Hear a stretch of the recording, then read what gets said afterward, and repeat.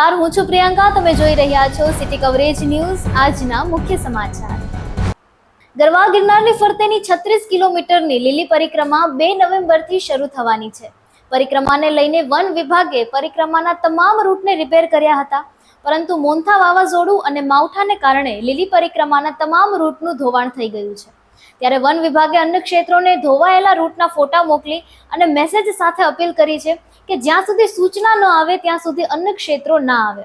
સાથે જનતાને પણ અપીલ કરી છે કે જ્યાં સુધી વહીવટી તંત્રની નવી સૂચના ન આવે ત્યાં સુધી લીલી પરિક્રમા કરવા માટે ના આવે. એમાં પણ ખાસ કરીને વૃદ્ધો અને બાળકો તો લીલી પરિક્રમા કરવાનું શક્ય હોય ત્યાં સુધી ટાળે તેવી અપીલ કરી છે, જેથી પરિક્રમાર્થીઓને મુશ્કેલી કે હાલાકીનો સામનો ન કરવો પડે તેમ ડીસીએફ અક્ષય જોશીએ જણાવ્યું હતું. જોકે હાલની સ્થિતિ જોતા પરિક્રમા રદ થવાની સંભાવના પણ જણાઈ રહી છે. ચોમાસાની ઋતુ તો ખરાબ રસ્તામાં કાઢી, પરંતુ હવે દિવાળીના તહેવાર વીતી ગયા પછી પણ જૂનાગઢના લોકોને સારા રસ્તાની સુવિધા મળી નથી.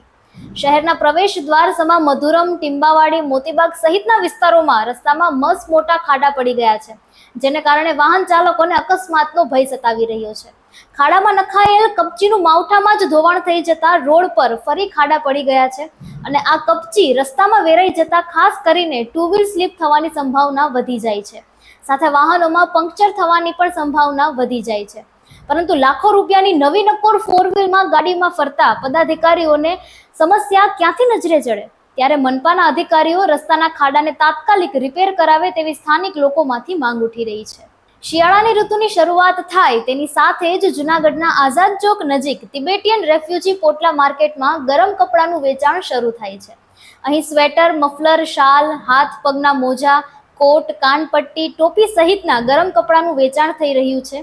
તિબેટિયન લોકોએ જણાવ્યું છે કે અહીં ગરમ કપડાનું વેચાણ કરવા માટે 7 સ્ટોલ કાર્યરત કરવામાં આવ્યા છે. 20 થી વધુ લોકો ગરમ કપડાનું વેચાણ કરી રહ્યા છે. અમે છેલ્લા 50 વર્ષથી જૂનાગઢમાં ગરમ કપડાનું વેચાણ કરી રહ્યા છે. આમ લોકોનો પ્રેમ તિબેટિયન લોકોને જૂનાગઢ સુધી ખેંચી લાવે છે. જૂનાગઢ માર્કેટિંગ યાર્ડમાં સોયાબીનની આવકમાં અને ભાવમાં છેલ્લા 2 દિવસથી સતત ઘટાડો થઈ રહ્યો છે. દિવાળી વેકેશન પૂર્ણ થયા બાદ યાર્ડ હરાજી સહિતની વેપારી પ્રવૃત્તિઓથી ધમધમતું થયું હતું. 27 ઓક્ટોબરે યાર્ડમાં 4,499 ક્વિન્ટલ સોયાબીનની આવક થઈ હતી. ત્યારે 20 કિલોનો ભાવ 800 રૂપિયા, 830 રૂપિયા અને સૌથી વધુ 934 રૂપિયા રહ્યો હતો. છેલ્લા 2 દિવસમાં જૂનાગઢ માર્કેટિંગ યાર્ડમાં સોયાબીનની આવકમાં ઘટાડો નોંધાતા ભાવમાં પણ ઘટાડો થયો છે, જેનો ભાવ 780 રૂપિયાથી લઈને 821 અને સૌથી ઊંચો 868 રૂપિયા રહ્યો હતો. દેશના રાષ્ટ્રપતિ દ્રૌપદી મુર્મુએ અંબાલા એરફોર્સ સ્ટેશનમાંથી ફ્રાન્સ નિર્મિત ફાઇટર જેટ રાફેલમાં ઉડાન ભરી છે. તેમણે એરફોર્સ દ્વારા આયોજિત એક કાર્યક્રમમાં અતિથિ વિશેષ રૂપે હાજરી આપી હતી. વાયુસેનાના જવાનોએ તેમને ગાર્ડ ઓફ ઓનર આપ્યું હતું.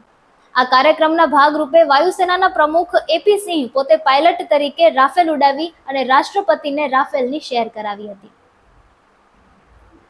ગુજરાત બહારના પ્રવાસીઓને દારૂની પરમિટ ઓનલાઈન મળી રહે તે માટે ખાસ મોબાઈલ એપ વિકસાવવામાં આવી છે, જેનું પરીક્ષણ સફળ થયું છે અને આગામી મહિનેથી તે અમલી બનવાની શક્યતા છે.